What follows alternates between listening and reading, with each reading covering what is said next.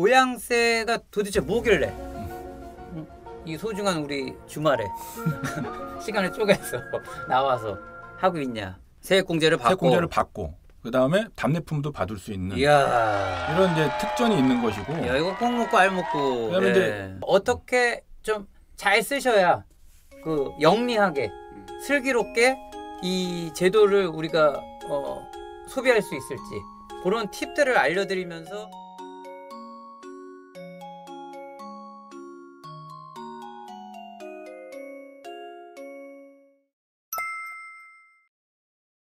안녕하십니까. 예. 일단은 프로그램 소개를 해야 되니까 셀프로 만드는 내 고향 이고향세라고 내가 이제 그냥 만들어 봤어요. 네. 예, 슬로건은 이제 바뀔 수는 있는데 셀프로 만드는 내 고향 이고향세 첫 방송입니다.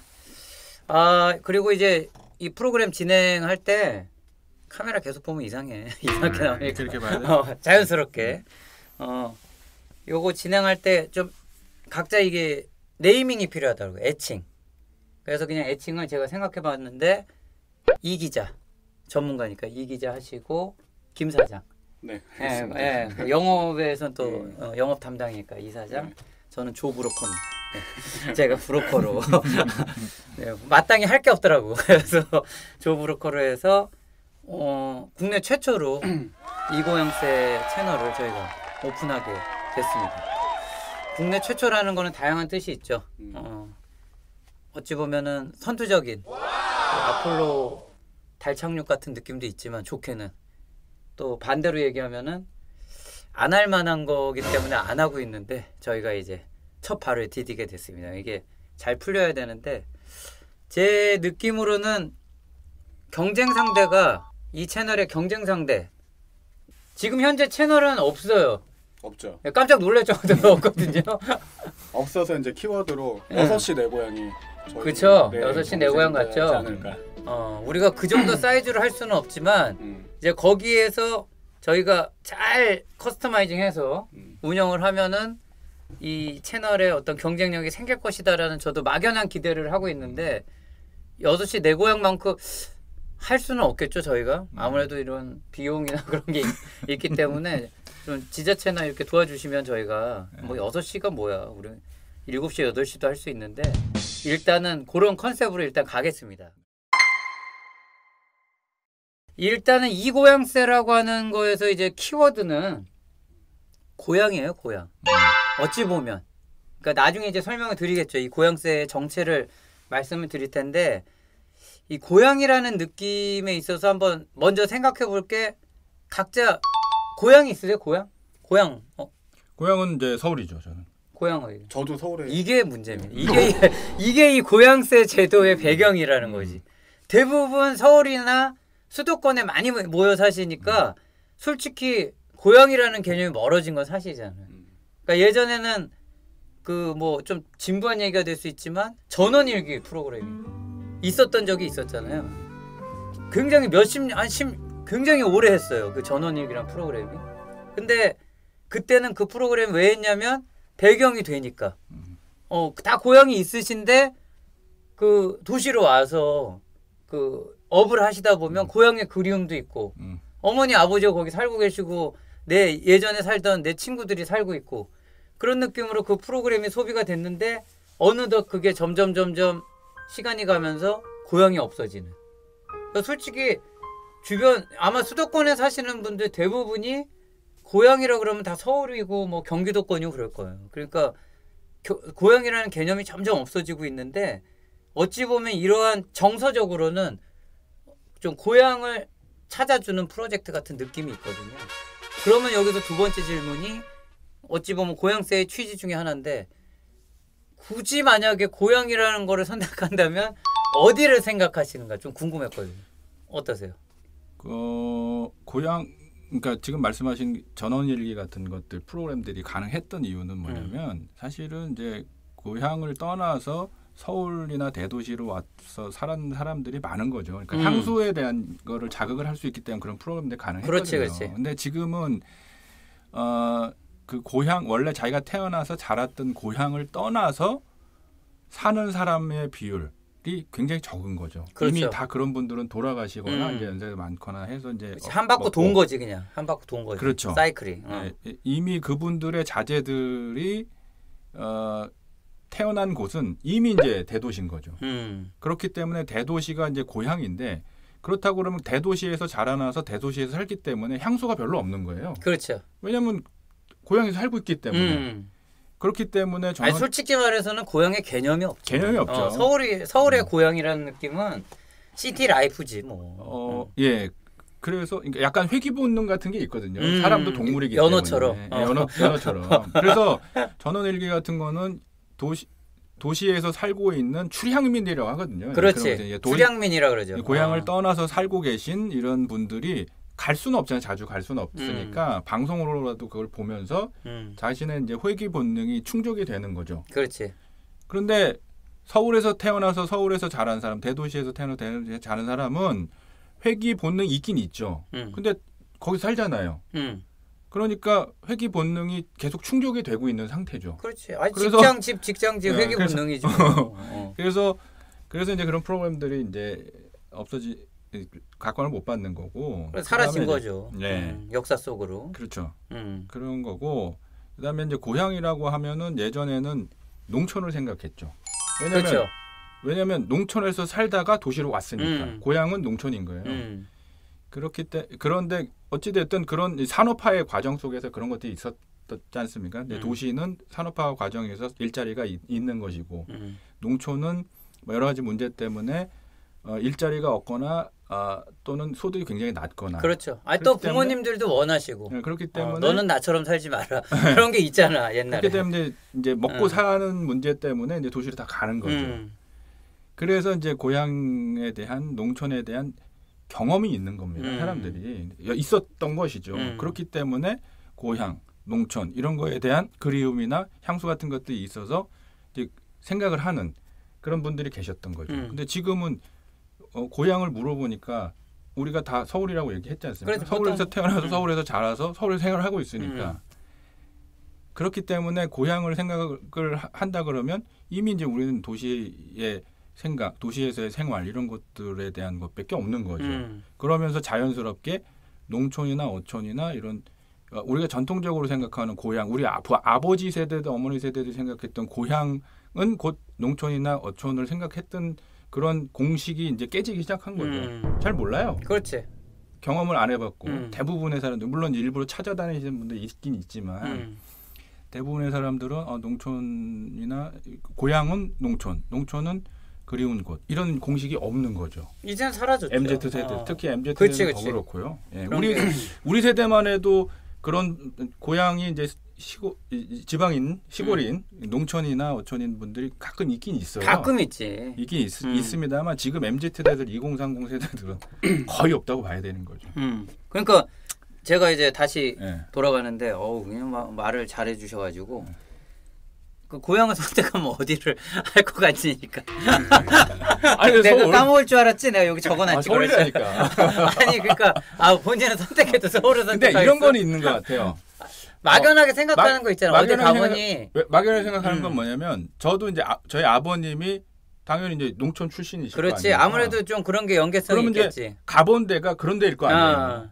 어렸을 때라도 뭐 친척들이나 그렇지. 아무래도 놀러 오시면 또 작은 그런 데서 큰아버님 뭐 이런 분들을 뵈러 갔었던 경험이 있으니까 그러면 굳이 저한테 이제 뭐 고향이 어디야 뭐 이렇게 물어본다 그러면 고향을 어디 하고 싶어 이런 거지. 그러면 아버님의 혹시나 고향 그래서 내가 한번 가봤던 곳 1차적으로는 그렇게 될 것 같아요. 그게 대충 어디냐고. 우리 아버님 고향은 전라북도 익산이었거든요. 그래. 그럼 전라북도 익산. 익산 같은 곳들이 그럴 것 같고 그다음에 예전에 일이었죠 거기가. 일이가 익산이 됐지. 저희 어머니도 이제 당연히 이제 어머니 고향도 있네. 어머니는 부여. 부여. 그러니까 공주 부여. 저는 어렸을 때 익산 가봤던 기억도 있고 저 부여를 가봤던 기억도 있어요. 그래서 거기서 이제 놀던 이제 그 사촌들이나 뭐 이렇게 삼촌들, 그렇지 아무래도 영향이 있지. 아주 어렸을 때 놀았던 그런 기억들, 잔잔한 것들이 있긴 있거든요. 그렇죠. 거기서 뭐 있어봤자 뭐 한 일주일, 그렇지. 며칠 이렇게 있었겠지만 그것도 잠깐. 예, 그렇겠지만 고향에 대한 굳이 고향을 너 그러니까. 어디를 하고 싶냐라고 하면 1차적으로는 그런 곳이 떠오릅니다. 저는. 예. 김 사장은 어떠세요? 네. 고향이다. 어디 뭐 서울인데 어디를 선택한다. 저도 서울이어서 이제 그런 뭐 이렇게 고향이나 뭐 이런 데는 없는데 이제 태어나서 유년 시절을 보낸 곳을 보통 고향이라고 하잖아요. 근데 지금 보니까 우리 나이 때만 해도 이제 노년을 보내야 되는 곳. 노년을 귀촌을 하고 싶은 곳 이런 지역들이 이제 생기기 시작하더라고요. 귀촌에 대한 생각이 있어. 그러니까 노년을 보내고 귀촌을 보내고 싶은 지역이 앞으로 이제 내 고향이라고 할 수 있지 않을까. 그래서 저는 보통 보면 가족 여행이라는 이런 데 가다 보면 이런 경험치로도 하는구나. 가족 영월이나 영월 아니면 거제 이런 거제. 데가 저는 좋더라고요. 네, 둘이가 좀 성격이 좀 다른 지역이긴 한데 뭐 먹을 것도 많고 영월 같은 경우는 뭐 그 별마루 쳤는데 뭐 이런 데도 괜찮고요. 뭐 포도도 괜찮고 그다음에 거제도 뭐 해산물이나 뭐 이런 것들 뭐 봄에 먹을 수 있는 것들도 많더라고요. 네, 그래서 저는 한 두 군데 정도.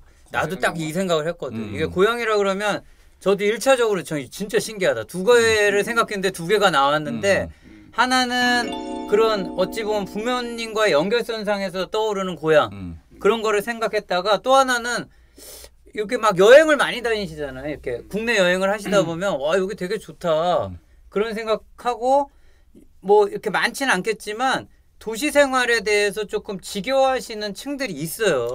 분명히. 그래서 내가 이렇게 빡빡하게 언제까지 살아야 되나.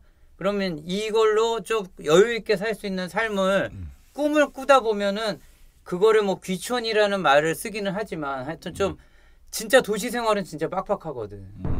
그래서 제가 어찌 볼 때는 이 고향세라고 이 고향세는 우리 채널명이고 고향세라고 하는 요번에 시행하는 제도가 그러한 좀 감정적인 면과 실제적으로 좀 이익적인 면, 제도적인 면들이 이렇게 막 혼합이 된 제도 같거든. 그러니까 이런 것들을 저희가 좀 소개를 해드리면서 어떻게 좀 잘 쓰셔야 그 영리하게 슬기롭게 이 제도를 우리가 소비할 수 있을지 그런 팁들을 알려드리면서 향후에 좀 여러 가지 정보를 드리고 좀 그랬으면 하는 마음으로 지금 진행을 하고 있는데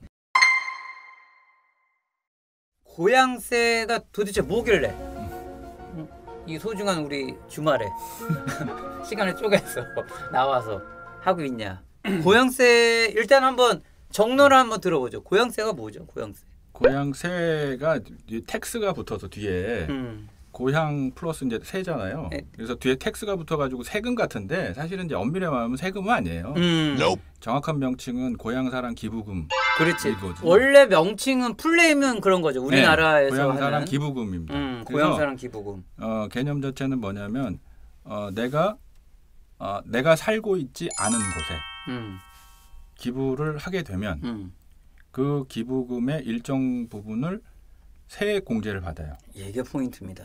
세액 공제는 뭐냐면은 내가 낼 세금에서 그만큼의 돈을 깎아준다는 얘기죠. 그렇죠. 이제 직장을 다니시는 분들은 이해가 좀 쉬우신. 그렇죠. 뭐 예를 들어서 연말정산을 이제 하는데 내가 뭐 1년에 소득세를 100만 원을 낸다. 그러면은 100만 원을 소득세를 내야 되는데 공제를 해주잖아요. 소득공제 같은 게 있죠. 뭐 종교에다가 뭐 기부금을 했다거나 뭐 그러면 애가 있으면 부양가족이 있으면 그런 게 소득공제가 되죠. 카드를 뭐 쓰면 해주고. 그래서 공제는 사실 뭐 나중에 얘기했지만 뭐 공제는 크게 이제 세액 공제, 소득공제에 있는데 세액 공제는 뭐냐면은 그냥 그만큼의 돈을 빼주는 거예요. 그냥 100만 원을 내야 되는데 예를 들어서 내가 10만 원의 고향사랑 기부금을 했다. 그럼 100만 원 낼 거에서 10만 원을 빼주는 거죠. 90만 원 내면 돼요. 그래서 기부금을 내게 되면 어떠한 지자체를 선정을 해서 기부금을 내면 그 기부금에 대해서 일정 한도의 세액 공제를 해주고 플러스 여기에 답례품을 줍니다. 답례품을 줘요. 그 지정한 그 지자체에서 감사하다는 의미에서 일정 비율의 낸 거에 일정 비율의 답례품을 받는 거죠. 그러면 본인 입장에서 봤을 때는 기부금을 냈는데 기부금 낸 거는 세액 공제를 받고 그다음에 답례품도 받을 수 있는 이야. 이런 이제 특전이 있는 것이고. 야, 이거 꼭 먹고 알 먹고. 그다음에 이제 중요한 건 뭐냐면 자, 그렇게 해서 그 기부금을 받은 받은 지자체 입장에서 봤을 때는 기부금이 생긴 거잖아요. 돈이 그렇죠. 들어온 거죠. 재정이 들어온 거거든요. 그럼 그 재정을 이제 지자체별로 용도에 맞게 이제 잘 쓰는 이런 프로그램인 거죠. 그다음에 이 세금을 아까 말씀드린 대로 깎아준다 그랬잖아요. 이거의 원래 취지는 뭐였냐면 내가 살고 있는 지역에다가 내는 세금을 다른 지자체에다가 이전시켜주는 개념이었었어요. 원래는. 근데 이제 지금은 정확하게 따지면 그런 건 아니고. 아, 그래요? 네, 국세죠. 국세와 지방세가 이제 구성이 돼서 이 세금을 이제 돌려주는 그런 개념인데 지금은 국세 비중이 더 많아요. 그래서 국세가 한 90%, 그다음에 지방세가 한 10% 정도 돼서 원래 내가 중앙 정부와 지방 정부가 받아야 될 세금을 포기를 하는 거죠. 포기를 하고 어떻게 보면 크게 보면 지방 정부로 세금을 이제 돌려주는, 그렇지. 전환시켜주는 이런 제도입니다. 그러니까 이제 소비자라 그래야 되나 하여튼 국민의 선택에 따라서 네. 그러니까 기부자의 선택에 기부자의 선택에 따라서 세금이 지자체 쪽으로 이제 이전이 되는 거죠. 중앙 정부가 가져가야 될 세금. 그러니까 원래는 이 사람이 기부자가 중앙 정부에 내야 될 세금. 것들을 그다음에 일부는 내가 서울에 산다 그러면 서울에다가 내야 될 세금의 일부를 내가 선정한 어떤 특정한 지자체로 보내주는 거죠. 그러니까 이 제도가 원래는 뭐였냐면은 이제 지금도 그렇지만 이 관련 법이 작년 10월 정도에 통과됐을 거예요. 그렇게 통과됐습니다. 그래서 올해 1년 동안 이제 그 유예 기간을 거쳐서 내년 1월 1일부터 이제 시행이 되거든요. 내년 1월 1일부터 시행이구나. 내년 1월부터 시행입니다. 그러면 이 법이 왜 만들어졌냐면 이런 제도가 왜 만들어졌냐면은 국토가 지금 굉장히 불균형적으로 발전을 하잖아요. 그렇죠. 지역 발전이 불균형하죠. 지금 전체 대도시 인구 비중도 그렇고. 그렇죠. 대도시 특히 이제 수도권 지역에는 과밀이고 인구가. 그렇죠. 그다음에 지자체는 과소죠. 너무 없는 거죠. 그래서 국토가 불균형적으로 발전을 하기 때문에 이거를 좀 균형을 맞춰주자라는 취지에서 이것들이 이제 시도가 되는 겁니다.